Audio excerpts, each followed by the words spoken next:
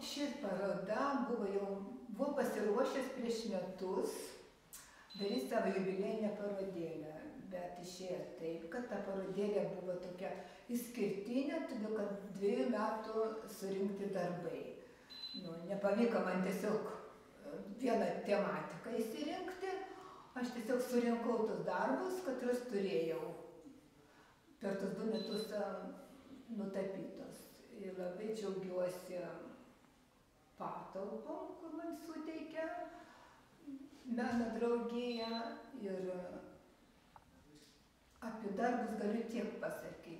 Jie visi yra iš mano studijos, iš mano bendravimo, žiūrėjimo pro langą, stebėjimo gamtos, vaikščioti po pievą aplink, todėl kad gyvenu priemiestyje. Ir labai džiaugiuosi to, kad jausmą norėčiau perteikti per tapybą, ir kitą kartą pavyksta, kitą kartą ne. Dalyvauju paroduose, tai kada pakviečia, labai daug pasiūlymų buvo, į bibliotekas prašo, bet kitą kartą atsisakau, todėl kad nesinori antrą kartą rodyti tos darbus, reikia jau turėti laiko, į pasirašymą reikia, kad būtų paroda, nepakartoti tos visus darbus, nesurinkti vieną krūvą tos darbus. O taip, tikiuosi, kada padarysiu jau tikrą personalinę parodą, tiesiog skirtą tai dienai, tai datai. O čia tiesiog yra surinkta iš to, ką aš paskutinį laiku per 2 metus tapiau. O čia jokių tokių scenų, kompozicijų, teminių, žanrinių, daugiausia natiurmortai ir peizažai. Ar tik tas visą gyvenimą domina? Jeigu tai pasakyti, visą gyvenimą domina mane, žinokit, gamta, aplinka, žolės, o taip ir daug portretų turėjau pradžioj. Dirbu tik akvarėlę ir šiemet pavasarį prisiliečiau vėl prie akvarėlės. Čia dabar yra tie darbeliai akvarėlės, bet čia tik pati pradžia. Tokia pradžia, tiesiog įsigandau, kad aš nežinau, kas yra čia akvarėlė, aš nežinau, su kokia teptuku, kaip man braukyti, kiek jinai liejasi. Anksčiau tai labai daug dirbau su pastelės akvarėlė. O dabar tikriausiai vėl grįšiu prie akvarėlės, todėl kad, užvedė. Anksčiau dalyvaudavote pleneruose, seminaruose, ar irgi su akvarėlė dirbdavot? Pradžia buvo su pastelė ir akvarėlė, tai tikrai daug dirbau. O vėlyvesnis laikotarpis, tada jau buvo su aliejum. O dabar atsirado tempera, bet tempera kažkaip nelabai prilimpa prie manęs. Man visiems kažkaip norisi to kvapo, aliejaus, to tokiam, kaifą. O koloritas priklauso nuo technikos? Koloritas priklauso gal nuo nuotaikos. Aš visada pradedu labai šviesiai ir paskiau visiems įlendu į tą tamsumą. Kitą kartą labai džiaugiuosi savo vaikais, sūnus ir dukra.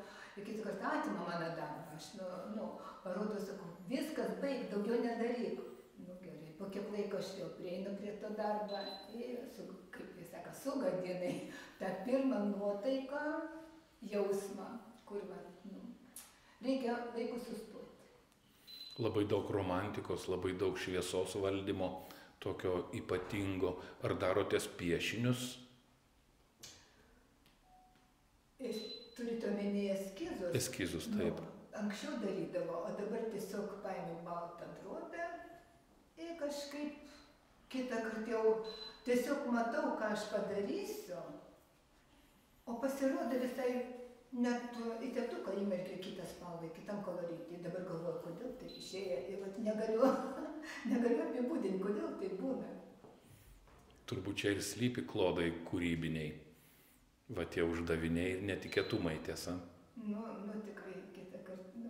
Paskiau atsitraukiai pagalvojimą, kodėl taip, tik aš visai kitaip norėjau ir visai kitaip matau, bet yra kaip yra. Kai kabinot parodą, tai sakėt, labai sunkiai parenkat pavadinimus. Labai sunkiai. Man labai liūdna. Obuolys kriaušia. Gėlė, narcizas, nu, bet, vat, negaliu atsilaisvinti, išvažiuoti tokią platesnę tokią mąstymą, poetišką. O kur mokėtės? Pagrindinė buvo dailės mokykla, Naruševičius. Panevėžyje, tiesa? Panevėžyje, taip.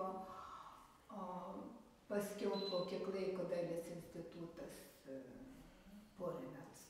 Bandžiau, bet tenais laikais buvo labai sunku, priimdavo į tapybą tenai, bet kitos specialybės nenorėjau, todėl kad Naruševičius buvo įsakęs, kad aš tapytoja.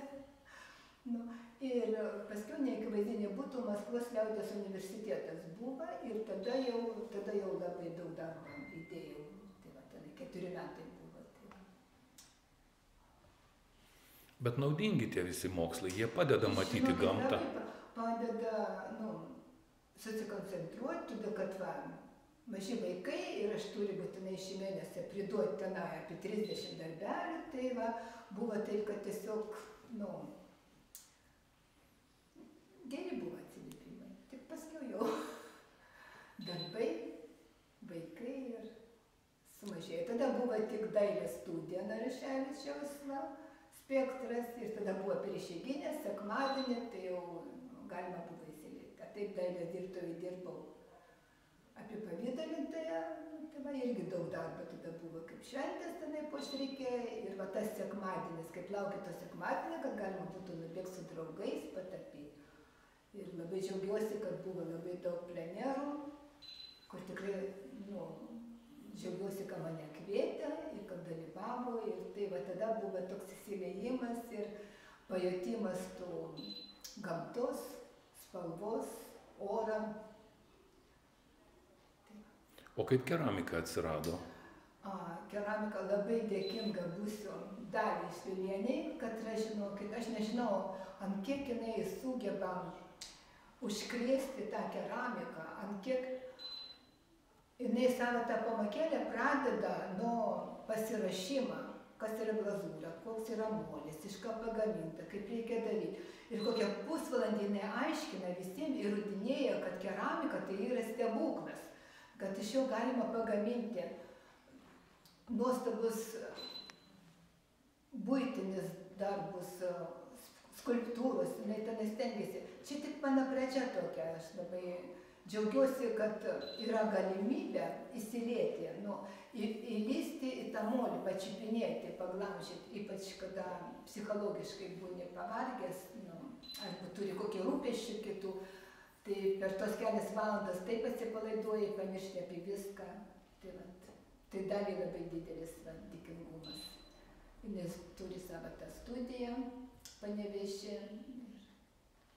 O sekanti paroda bus gal vien keramikos? O ne. Keramika tai čia toks, nu, atsipalaidavimas ir tiesiog bendravimas su tą patį mokytoją, su tą Dalia. Todėl, kad ten kaip nueini, nu,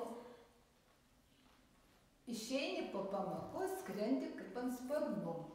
Ir galvoju, nu, viskas kitą kartą kažko nugalėsi save. Ir vėl lauki to antradienį, kada galima būtų vėl su ją susitikti. Tai va čia yra, žinokit, nu nežinau, ir vaikui, ir suaugusiam, ir pensijui reikia į tą molį įkišti pirščiukus. Lauksim sekančios parodos.